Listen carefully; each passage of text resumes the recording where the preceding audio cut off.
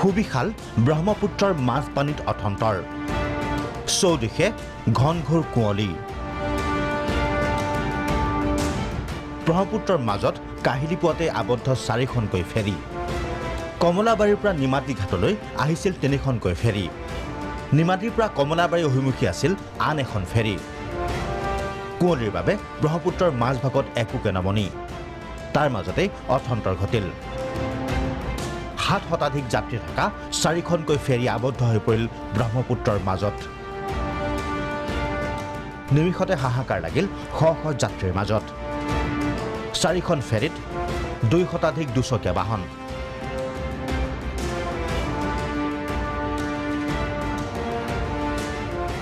আছিল 16খনকৈ 4চকীয়া বাহন